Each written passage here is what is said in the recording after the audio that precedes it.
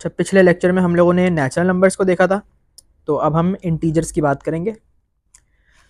तो basically integers क्या होते हैं, इसकी मैंने एक डेफिनेशन लिखी है यहाँ पर कि integers are the set of whole numbers and their negatives including zero.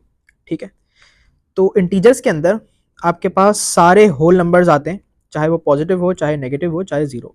ठीक है, जितने भी होल नंबर्स हैं हमारे पास वो सब के सब इंटीजर्स हैं। ठीक है, इंटीजर्स के अंदर हमारे पास फ्रैक्शंस वगैरह काउंट नहीं होते, सही है, वो इंटीजर्स नहीं है। उसके अलावा जितने आपके पास होल नंबर्स हैं वो सब के सब इंटीजर्स हैं। हमारे पास इंटीजर्स की तीन टाइप्स हैं। ठीक है, पहली पॉजिटिव, दूसरी नेगेटिव और थर्ड जीरो।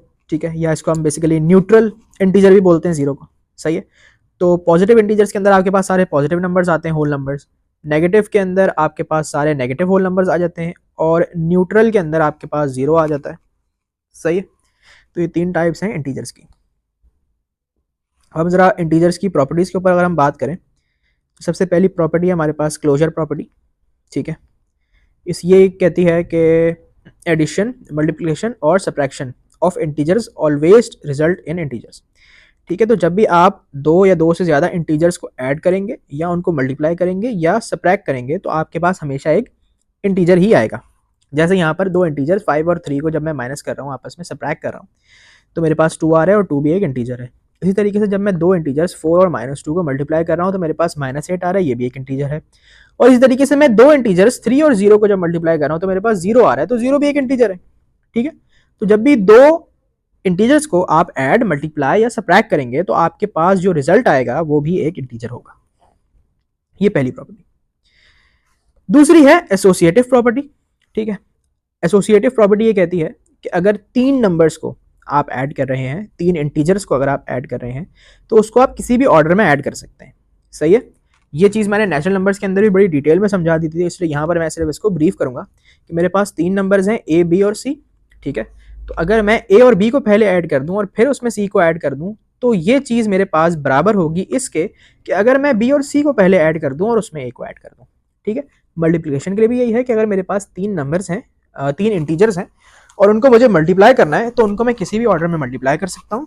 ठीक है, अगर मैं ए और बी को पहले मल्टीप्लाई कर दूं और इसके रिजल्ट से सी को मल्टीप्लाई करा दूं, तो ये चीज़ बराबर होगी इसके कि अगर मैं बी और सी को पहले मल्टीप्लाई कर दूं और उसके बाद ए को उससे मल्टीप्लाई करा दूं। ठीक है, ये चीज़ नेचुरल नंबर्स के अंदर मैंने बड़ी डिटेल में समझाई थी, अभी मैं इसको सिर्फ ब्रीफ कर रहा हूँ। ठीक है, उसके बाद कम्यूटेटिव प्रॉपर्टी हमारे पास क्या कहती है कि अगर दो नंबर्स को ऐड कर रहे हैं, दो इंटीजर्स को ऐड कर रहे हैं, तो आपके पास दो इंटीजर्स हैं ए और बी। अगर आप ए और बी लिखेंगे तो ये बराबर होगा बी प्लस ए के, और इसी तरीके से मल्टीप्लिकेशन के अंदर भी ए मल्टीप्लाई बाय बी लिखेंगे तो वो बराबर होगा बी मल्टीप्लाई बाय ए के। कैसे कि भाई अगर मैं कहूँ 2 + 3 ये बराबर है 3 + 2 के। ठीक है, दोनों का आंसर 5 आएगा। अगर मैं कहूँ 3 × 5 ये बराबर है 3 × 5 ये बराबर है 5 × 3 के। ठीक है, तो ये प्रॉपर्टी थी। उसके बाद जो हमारे पास चौथी प्रॉपर्टी है डिस्ट्रीब्यूटिव प्रॉपर्टी, वो ये कहती है कि अगर दो इंटीजर्स ऐड हो रहे हैं बी और सी, और ए एक इंटीजर उससे मल्टीप्लाई हो रहा है, तो मैं क्या कर सकता हूँ कि ए को दोनों के साथ अलग अलग मल्टीप्लाई करा के भी उनके रिजल्ट को ऐड कर सकता हूँ। कैसे कि मैंने ए को मल्टीप्लाई कराया बी से, उसके अंदर प्लस कर दिया ए को मल्टीप्लाई कराया सी से। ठीक है, तो ये इसका आंसर और इसका आंसर सेम आएगा कि अगर मैं बी और सी को पहले ऐड करके मल्टीप्लाई करा दूं ए से, तो ये भी एक ही बात है, और अगर मैं ए को पहले बी से मल्टीप्लाई कराऊं फिर सी से मल्टीप्लाई कराऊं और इन दोनों को ऐड कर दूं, तो ये भी बराबर होगा, सही है। तो ये प्रॉपर्टीज है। उसके बाद अगर हमने इंटीजर्स को नंबर लाइन के ऊपर रिप्रेजेंट करना है, तो हम इस तरीके से कर सकते हैं कि बीच में हमारे पास जीरो आएगा। ठीक है, एक साइड पे हमारे पास नेगेटिव इन्फिनिटी होगा, दूसरे साइड पे हमारे पास पॉजिटिव इन्फिनिटी होगा। ठीक है, अब जीरो के ये वाली साइड पे, यानी कि जो राइट वाली साइड है जीरो की, उसके ऊपर सारे पॉजिटिव इंटीजर्स आएंगे, और जो लेफ्ट साइड है उसके ऊपर सारे नेगेटिव इंटीजर्स आएंगे। तो ये नंबर लाइन के ऊपर रिप्रेजेंटेशन हो गई। अब हम बात करते हैं ऑपोजिट्स एंड एब्सोल्यूट वैल्यू की। ठीक है, for every integer n there exist -n। ठीक है, जैसे कि हमारे पास ऑपोजिट ऑफ 5 इज -5। ठीक है, तो हर पॉजिटिव इंटीजर के लिए एक नेगेटिव इंटीजर है, हर नेगेटिव के लिए एक पॉजिटिव है। ठीक है, तो 5 जैसे कि एक पॉजिटिव इंटीजर है, इसका ऑपोजिट क्या है, -5। ठीक है, तो ये दोनों इंटीजर्स हैं। दूसरा है the distance of an integer from 0 is mod n। अब बेसिकली ये जो दो डंडे बनाए ना मैंने n के उसमें, तो ये है मॉड।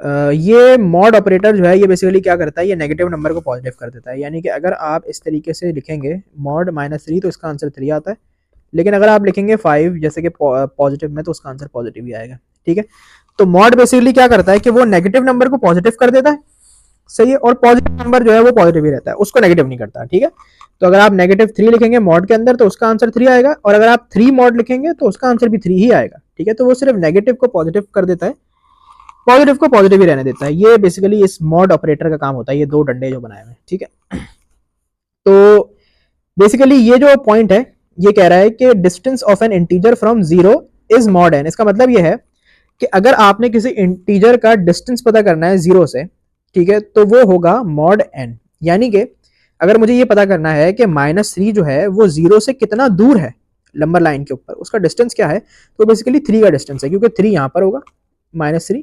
ठीक है, तो 1 2 और 3, जब आप 3 स्टेप्स पीछे आएंगे तो आपके पास जो है वो 0 आ जाएगा।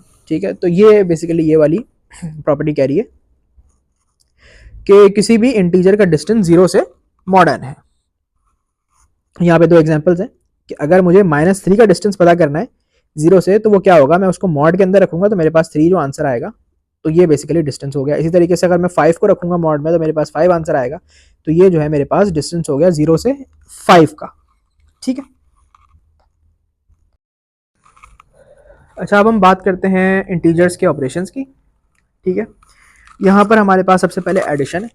ठीक है, एडिशन को पढ़ने से पहले मैं कुछ चीज़ें आप लोगों को बताना चाहता हूँ, सही है, कि आपके पास माइनस माइनस जो है वो प्लस होता है, प्लस प्लस भी प्लस होता है, और माइनस प्लस जो है वो माइनस होता है। अब ये मैंने क्यों बताया ये मैं अभी बताता हूँ। ठीक है, यहाँ पर हमारे पास -3 है और इसमें +-2 हो रहा है। ठीक है, तो बेसिकली अभी मैंने बताया कि हमारे पास जो प्लस माइनस है वो माइनस होता है, तो ये बेसिकली इस तरह लिखा जा सकता है। ठीक है, कि -3 में से -2 हो रहा है। तो अगर मैं इसको एक नंबर लाइन पे प्लॉट करूं कि ये मेरे पास -3 है और इससे मुझे 2 स्टेप्स पीछे जाना है, क्योंकि इसमें से मुझे -2 करना पड़ेगा। तो जब मैं इसमें से -2 करूंगा तो मैं -5 पर आ जाऊंगा, तो इसका आंसर आपके पास -5 आ गया। ठीक है, इसी तरीके से यहाँ पर मेरे पास +3 प्लस +2 हो रहा है, तो अब क्योंकि प्लस प्लस हमारे पास प्लस होता है तो इसको इस तरह लिखा जा सकता है। प्लस का साइन हम लगाते नहीं है, ठीक है, मैंने सिर्फ समझाने के लिए यहाँ पे लिखा है। ठीक है, इसको इस तरह लिखा जा सकता है। अब अगर मैं इसको नंबर लाइन पे प्लॉट करूँ तो ये मेरे पास 3 है, और जब मैं इसमें 2 ऐड करूँगा यानी कि 2 स्टेप्स आगे जाऊँगा तो मैं 5 पर आ जाऊँगा, तो इसका आंसर मेरे पास +5 हो गया। सिमिलरली यहाँ पर मेरे पास -3 प्लस +2 हो रहा है, तो बेसिकली प्लस और प्लस हमारे पास प्लस होता है, तो इसको इस तरह लिखा जा सकता है। इसी तरीके से जब इसको मैं एक नंबर लाइन पे प्लॉट करूंगा तो ये हमारे पास फॉर एग्जांपल -3 है। अब इसमें मुझे 2 ऐड करना है। ठीक है, तो जब मैं 2 ऐड करूंगा, एक सेकेंड, 2 ऐड करूंगा तो मैं आ जाऊंगा -1 के ऊपर, तो इसका आंसर मेरे पास -1 है। ठीक है, तो ये एडिशन के लिए कुछ था। अब हम सब्ट्रैक्शन को देख लेते हैं। सब्ट्रैक्शन के लिए भी बेसिकली वही रूल फॉलो होगा।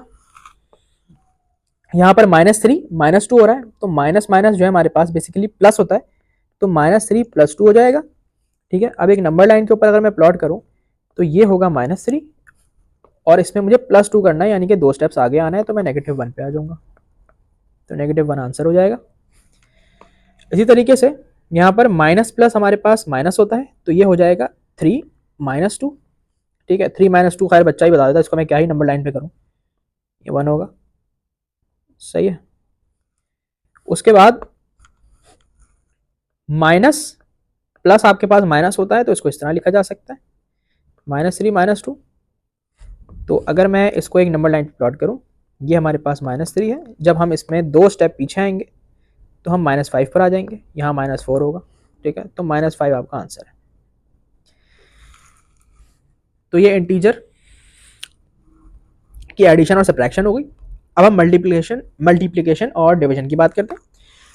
जब हम दो इंटीजर्स को मल्टीप्लाई करते हैं और उनके साइन अगर सेम हो, या हम डिवाइड करते हैं और उनके साइन अगर सेम हो, तो हमारे पास एक पॉजिटिव रिजल्ट आता है, और अगर उनके साइंस डिफरेंट हो तो नेगेटिव रिजल्ट आता है। कैसे, जैसे कि यहाँ पर हम -4 और -2 को जब मल्टीप्लाई करेंगे तो हमारे पास पॉजिटिव रेट आएगा, क्योंकि मैंने बताया था माइनस माइनस जो है हमारे पास वो प्लस होता है, ठीक है। इसी तरीके से जब हम 3 और 4 को मल्टीप्लाई करेंगे, ये दोनों पॉजिटिव हैं, इनके साइन सेम है, प्लस प्लस इनके साइन है, तो हमारे पास जो रिजल्ट आया वो पॉजिटिव आया।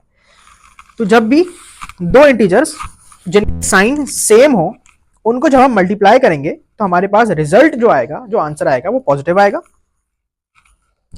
इसी तरीके से जब हम डिफरेंट साइन वाले इंटीजर्स को डिवाइड या मल्टीप्लाई करते हैं तो उनका आंसर हमारे पास नेगेटिव आता है, ठीक है। यहां पर मैंने डिवीजन की एग्जांपल नहीं दी कि अगर हम पॉजिटिव 4 को डिवाइड बाय पॉजिटिव 2 करेंगे तो आंसर भी पॉजिटिव 2 आएगा। अगर हम नेगेटिव 4 को डिवाइड बाय नेगेटिव 2 करेंगे तो आंसर पॉजिटिव 2 आएगा।